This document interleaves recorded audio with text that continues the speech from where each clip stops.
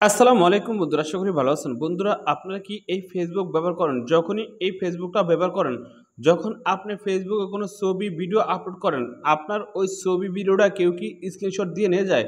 যদি স্ক্রিনশট দিয়ে নেওয়া যায়, তাহলে আজকের ভিডিওতে ছোট্ট একটা সেটিং দেখে দেবো আপনার ফেসবুকের। যখনই আপনার ফেসবুকে ছোট্ট একটা সেটিং করে দেবেন, তারপর থেকে আপনি ফেসবুকে যত ছবি অ্যান্ড ভিডিও আপলোড দেন না কেন, আর কেউ স্ক্রিনশট দিতে পারবে না। তো এখন কিভাবে এই কাজটা শিখবেন? এই কাজটা শিখতে চাইলে অবশ্যই এই ভিডিওটা প্রথম থেকে শেষ পর্যন্ত দেখতে হবে। তো আপনারা দেখছেন অ্যান্ড্রয়েড টেক ভিডিও, আমি শরীফ।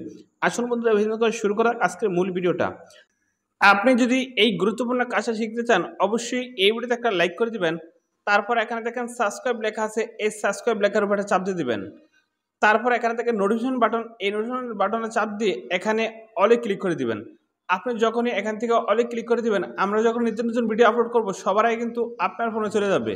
তো বন্ধুরা, আপনারা যখনই ফেসবুকে কোনো ছবি পোস্ট করেন, ওই পোস্টটা কি আপনার বন্ধু-বান্ধব বা অন্য কোনো ব্যক্তি স্ক্রিনশট দিয়ে নিয়ে যায়, তাহলে কিন্তু আপনার অনেক বিরক্ত হয়। তো এই বিরক্ত থেকে আপনি ছোট্ট একটা সেটিং করে দিবেন আপনার ফেসবুকে। তো সেটিংসটা করতে চাইলে আপনি এই থ্রি চাপ দিবেন।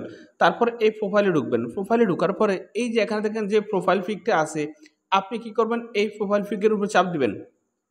তারপরে এই যে এখানে দেখেন টার্ন অন প্রোফাইল পিক, আপনি কি করবেন? টার্ন অন প্রোফাইল পিকের উপর চাপ দিবেন। তারপর এখানে দেখেন নেক্সট, এই নেক্সট চাপ দিয়ে দিবেন। তারপর এখানে দেখেন সেভ, এই সেভে দিয়ে দিবেন। সেভে দেওয়ার পরে এই যে দেখেন এখানে একটা লক আইছে। এখন থেকে আপনার ফেসবুকের কোনো পোস্টটা কেউ স্ক্রিনশট দিতে পারবে না, অ্যান্ড আপনার প্রোফাইল পিকটাও স্ক্রিনশট দিতে পারবে না, অ্যান্ড এই গ্যালারিটাও কে স্ক্রিনশট দিতে পারবে না। এখন সব ছবি আপনার নিরাপদ। তো বন্ধুরা, আজকে ভিডিও এখন থেকে শুরু করুন। আল্লাহ হাফেজ।